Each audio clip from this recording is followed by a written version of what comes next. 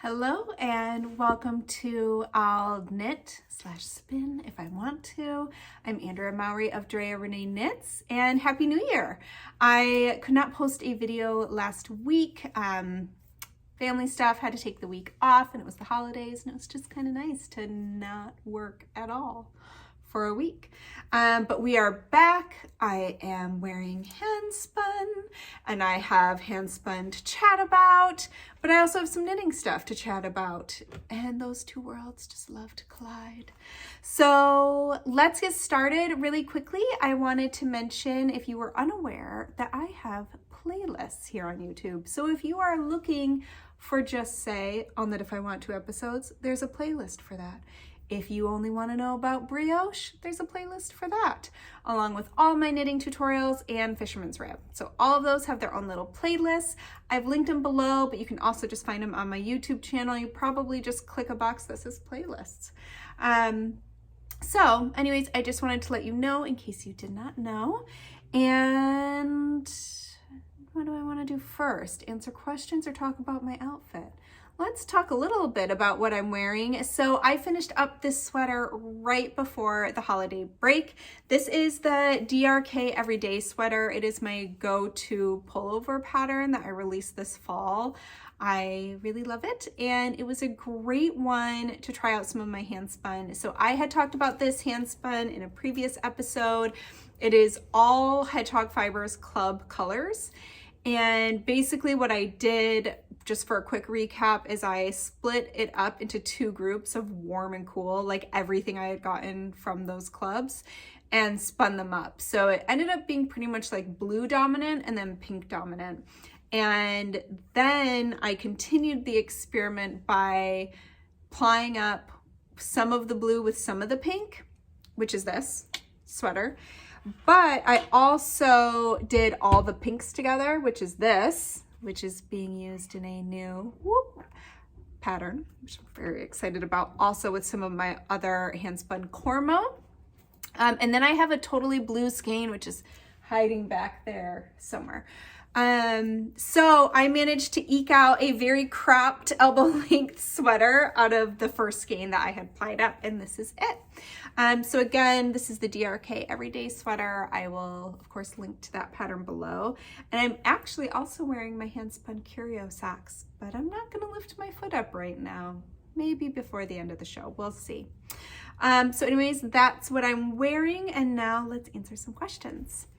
Question number one, how do you organize your stash? Is it by yarn weight, colors, or both? So I have actually played around with this over the years. I began by just grouping it actually by brand. And then I had this moment of thinking I should do it, how did I rearrange it? Might have been by color or by weight. I think it was by weight. And that did not work for me. And so I ended up going back to having it grouped by brand. That was just easier for me. That's just what worked. I don't have great insight on that. But now what I do is I actually have out like my favorite yarns, like my yarns on deck are the ones that I can see. So you can see a little bit, see this cabinet? This is just an old vintage cabinet. It's half fabric, but the top has some yarn. And then I have a shelving unit over here that has some more yarn. So it's either recent acquisitions or things. I actually have like 5 skeins sitting on top of this old desk I use right here that are like, like want to keep them in front of my face to see, to let the ideas marinate and come together and burst. I always like to talk about, sometimes I feel like the way ideas come to me is like, there's just like a dark midnight sky and then it's like an explosion, like, oh, boop. Oh, I should do that. The best like idea time of my life is actually when my babies were little and still nursing, because I couldn't do anything else but sit there. And I think it was just like one of the few times in my life I really slowed down. It was just quiet and it was pretty magical. It would just be like, pop, like, oh, and it was so exciting. to then go cast on a new project. Anyways, I digress. I think that organizing your stash, whatever works for you, I do think, and I know I'm gonna get a bunch of questions about moths, but I think if you hide all your stash away, you won't use it. Or at least that's been my experience. So I'll only talk about myself. I don't know what you'll do, but I won't use it. If it's hidden away from me, I'm gonna forget I own it, and I'm gonna get distracted by what is in front of me. And so I try to keep out yarn that I'm like, ooh, I really wanna use this, even just this year. And so that's what I do. And I move it around, you know. Yeah, I guess that's it. All right, next question. Gauge. How close is close enough? I'm a beginner knitter and have read as much as I can about swatching and getting gauge, but I'm always left wondering, is it the exact number stated that you need, or can you be a couple of stitches off? How close do you really need to be in there? Is there wiggle room? So what stood out to me about this question was, I should have my glasses on. Can I be a couple stitches off? And to that I will say, no, you really can't. A couple stitches, while it doesn't seem like a lot in your swatch, depending on the project you're knitting, will have a large impact on the finished item. So let's say you're knitting a sweater, and I should have done this math before I started this episode, but let's say you need 6 stitches per inch, okay? Or 2.5 centimeters. Now, let's say you got 4 stitches per inch, or 2.5 centimeters. Now, let's say you need to cast on 200 stitches. Oh, I should have made this easier. I'm gonna do 5 stitches per inch, and you only got 4. So you're only off by 1 stitch. So if we divide 4 into 200, I'm just scribbling all over here. Okay, if we divide 2 by 400, that's going to be 50 inches at gauge. Now, if we divide 200 by 5, that's 40 inches.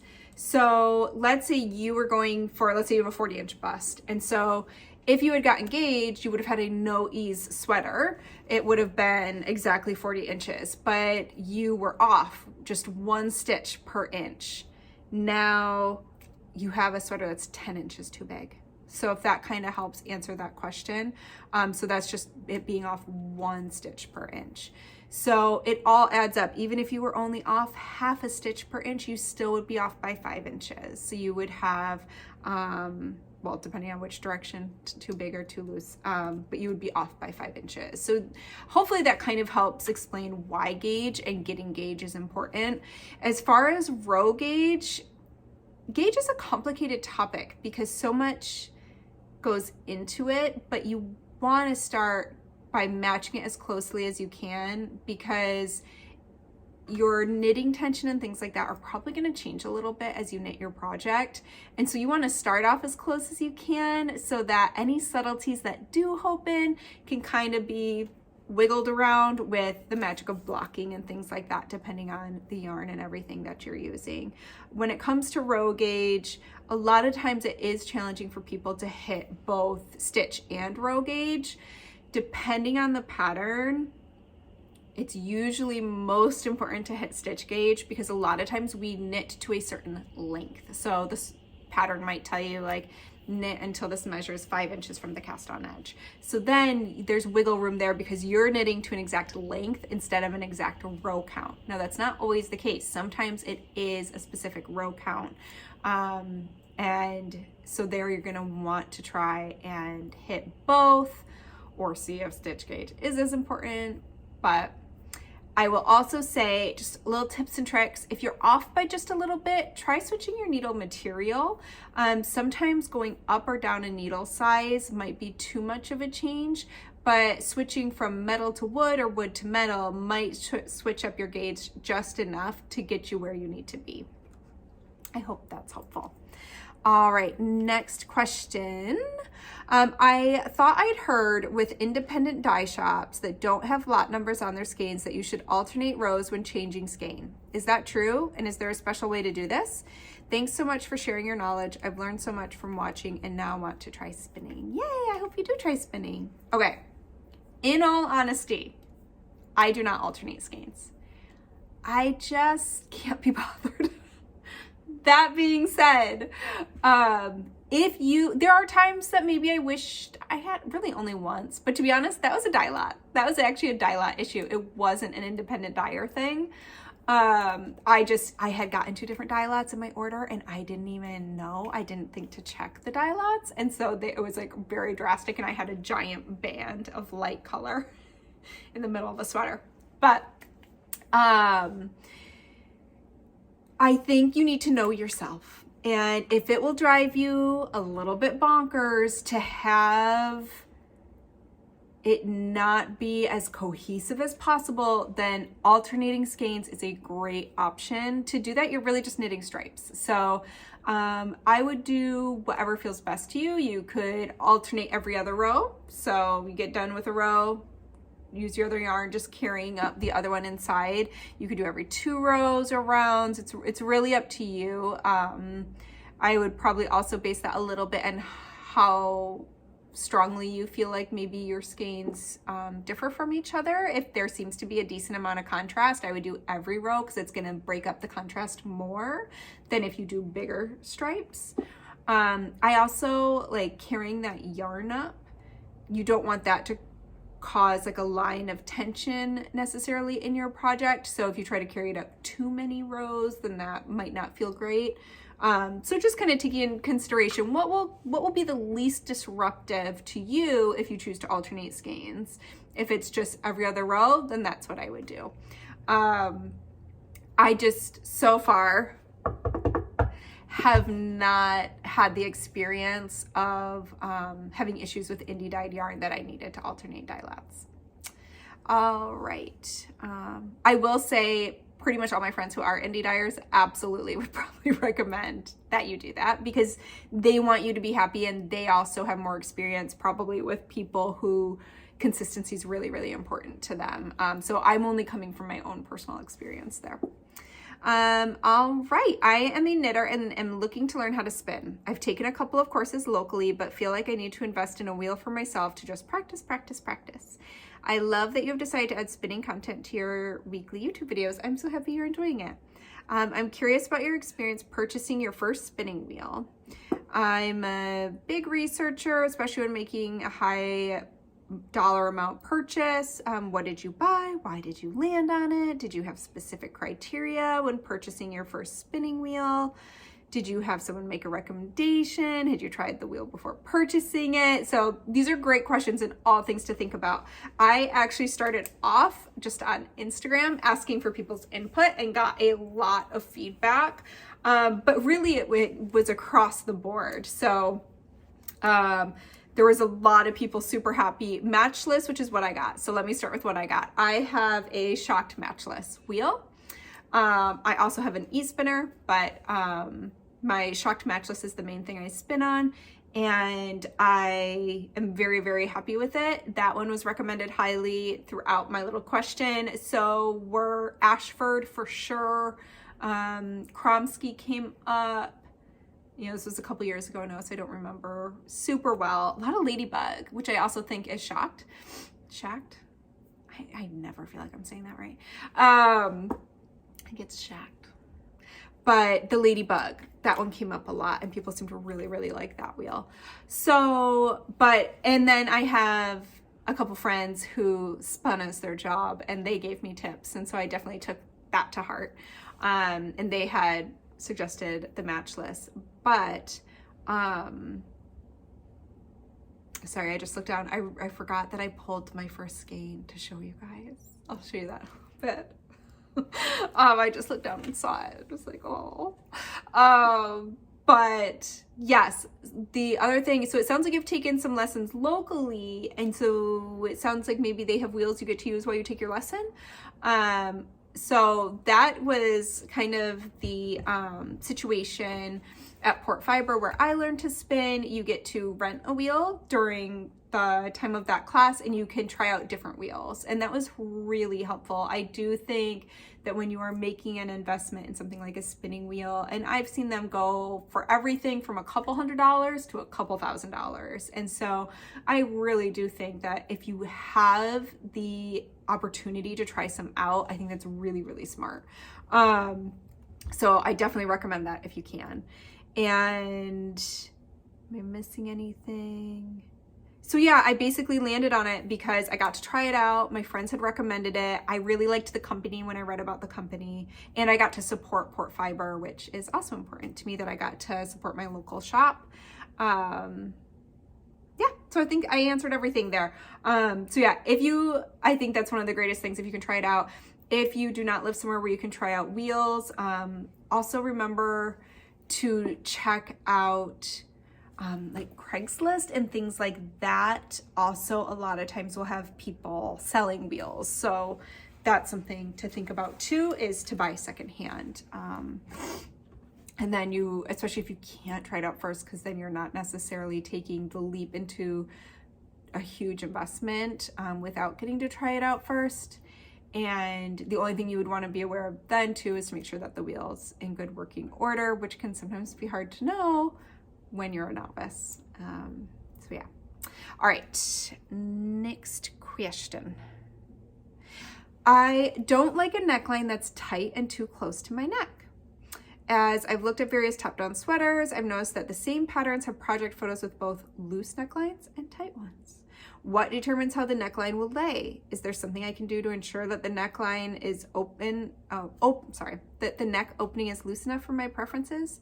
If I try it on early in the project, will it give me an accurate read on the neckline, or will the later weight of the sweater change it? The later weight of the sweater will 100% change how that neckline is gonna lay. A lot of people, I think, get really nervous when they are knitting like a top-down sweater and the neck looks like it's like this big. But even trying on the sweater without the sleeves, it's amazing how much sleeves pull open a neckline. So a couple things, let's back up a little bit. One of the reasons why you're seeing different necklines from the same pattern can be size of the sweater that was knit, but also, and what I see really commonly, is differences in yarn choices and gauge. So ribbing gauge, typically people say to go down 1 or 2 needle sizes for your ribbing gauge. But it's a really great thing to pay attention to, because not everybody is going to necessarily knit the same way. So I think looking on past projects of your own can be a really great source of information. If you notice, wow, my necklines always seem to turn out a little too tight or a little too loose, I would consider changing your needle size in proportion to that. So what I mean by that is, let's say your necklines are always a little bit tighter than you would like, and most of the patterns you've been knitting say to go down 2 needle sizes to knit your ribbing gauge might just be a bit tighter than intended, or then that you just like as your personal preference. So only go down 1 needle size or no needle size, but ribbing does open up. So I do prefer, that's why I like to go down 2 needle sizes for my ribbing. So that's one factor. Another factor is yarn choice. If you are using, like, the easiest way to describe this, and one of my go-tos is just the difference, because I think it's really common, the difference between non-superwash yarn, and I'm just talking like wool yarn, and superwash. So when a wool yarn has been superwashed, it's gonna lose a lot of its elasticity, memory, and bounce back compared to a non-superwash yarn. I said that right, didn't I? Superwash, non-superwash. So somebody who knits their sweater out of a superwash yarn, there's a good chance that that neckline is going to open up more, because it's not going to have the same memory and bounce back than if they had knit it out of a 100% unsuperwashed, non-superwashed wool, which is going to still have the scales on it, which allows it to like bounce back a little bit better.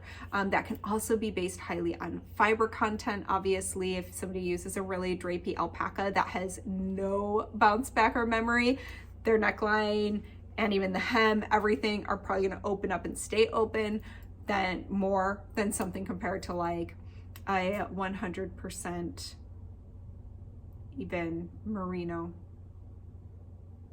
I don't know. My head started spinning, my mind started spinning through. My head did not start spinning. My mind started spinning through different sheep breeds, but I'm not gonna go there. I don't know what I'm talking about. So yeah, just those all kind of go into it. Another tip I wanted to give though, because it sounds like you have a very specific idea that way you would like your neckline to fit. And I think a really good option would actually be to go back and knit your neckline last, because then you can put on your sweater, you can see how much you want that neckline to help close up the sweater, or if you'd like to keep it really open. Because another thing is neckline depth. So for instance, the DRK Everyday Sweater has a 2-inch neckline. I've absolutely seen people just knit it with 1 inch, but that gives it a much more open neck, where I kind of like that classic crew kind of a little closer to my neck style. So if you, for instance, wanted this sweater to have a more open neck, you could just do 1 inch or even a 1/2 inch, and that is going to give you a more open neck. Now, as far as going back and doing it after the fact, what you would want to do is basically cast on the amount of stitches for the neckline right after the ribbing or whatever neck treatment has been finished. Knit it per the directions, and then you would go back and you would pick up stitches. And that way, when you're picking up stitches, you can try it out, and if it feels a little too loose or a little too tight, you can absolutely pull that out and try again with a different amount of stitches that feels better for you. So you just have more control over it. You're also going to have more stability. So when a sweater is knit from the top down, including the collar, it can loosen up over time, even with, you know, I have a sweater I was wearing the other day. It's non-superwash wool. It's Rambouillet, I believe. And over time, the neckline has just stretched out a little bit. Now, when we pick up stitches out of a cast on edge, there's more structure there, so you're not going to see as much stretching. So that would be another good reason to do the neckline at the end. My stripes sweater actually includes instructions on how to do this process. So whether it is knitting it from the top down, including the collar, or putting it in at the end. So you might want to check out that pattern. I should write myself a note. I'm gonna do it right here, even though this is not the page in my notebook where I want to do this. There was another thing I wanted to include that I already forgot. So we won't worry about it. Okay, I'll look back through at the end and see if I can remember. Okay, so we also have another spinning question, which will kind of take us in to the I'll spin if I want to portion of this video. So as I said, I'm wearing a hand spun sweater. I also brought some yarns to show you. And first I'll just answer this question and then we'll jump into it. So I have recently jumped down the rabbit hole of spinning, woohoo, and have so many questions. I don't have an LYS that teaches spinning near me. So right now I'm depending on YouTube and online classes. That's great. I mean, especially right now, I think that's a lot of the choices that are out there. I know there is always a learning curve for anything new, and I'm wondering about the beginning of your spinning journey. So there's a lot of questions here, so I'm just gonna go through them one by one.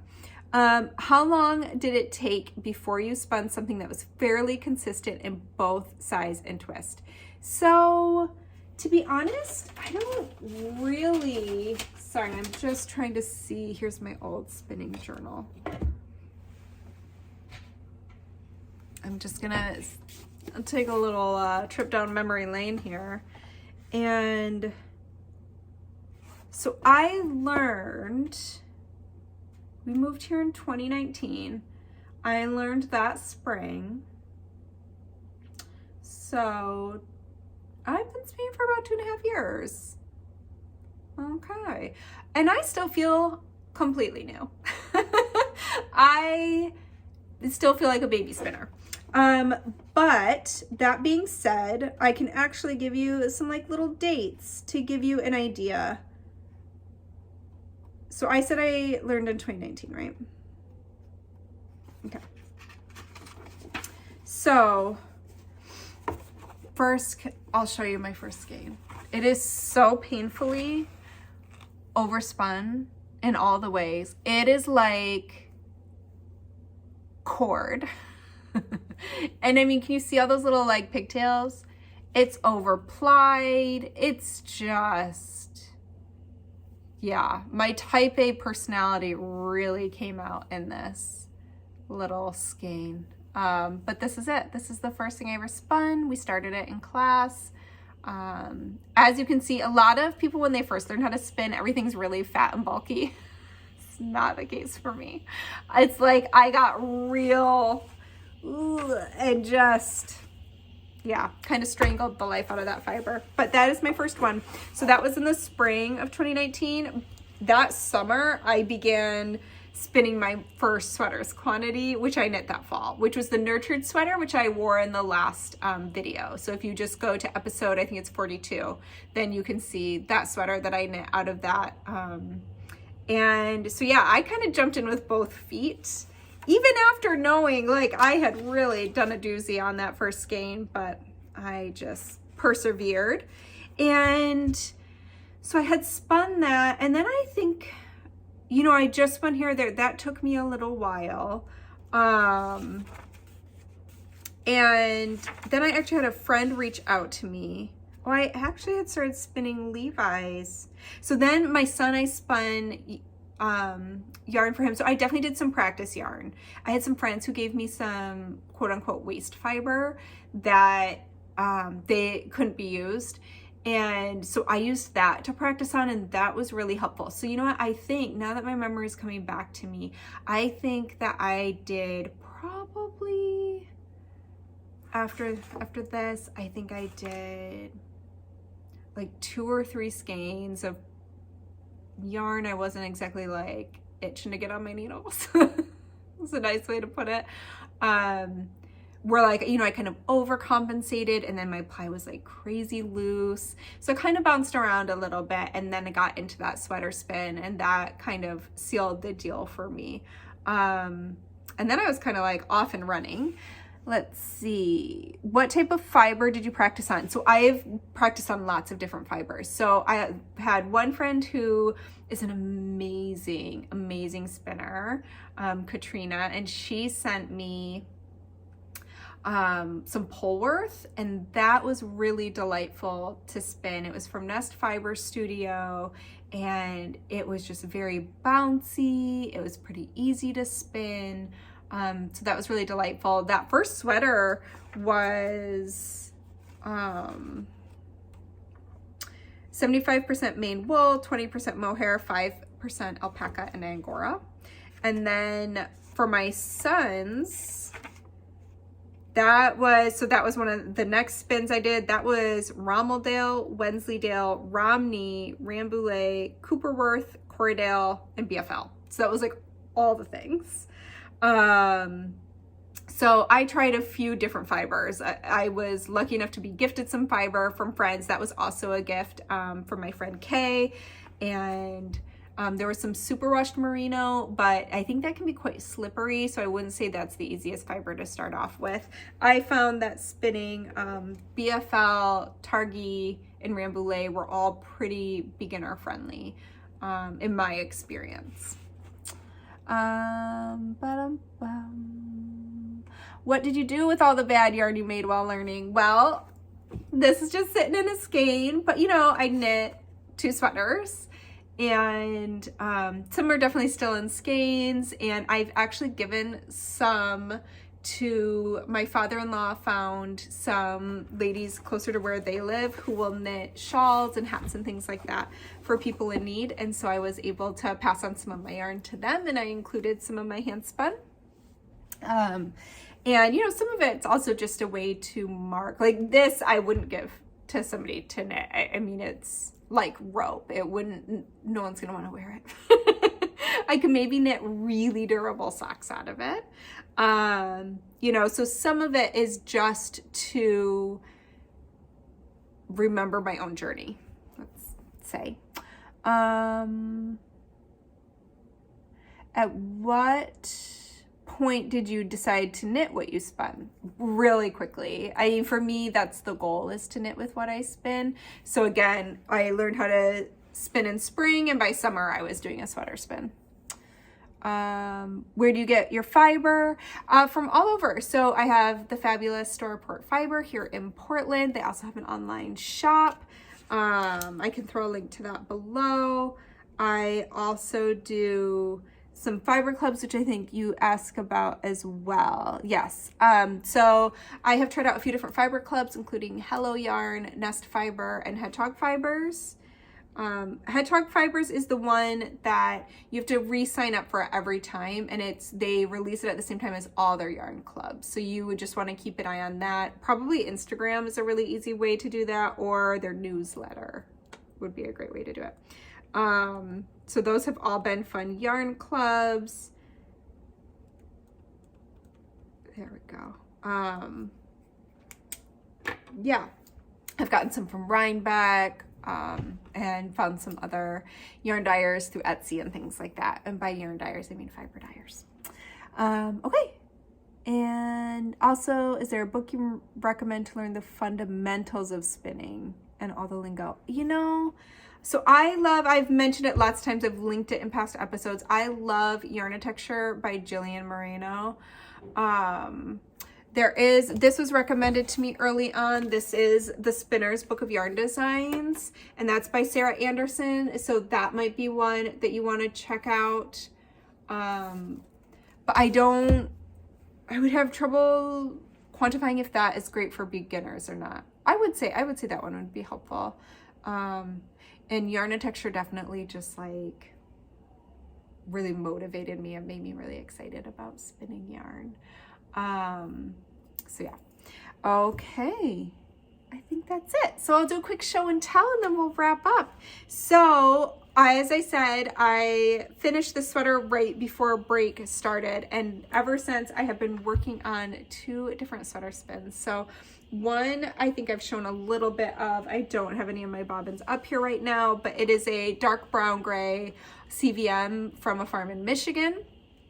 From Never Say Never, I believe is the farm name.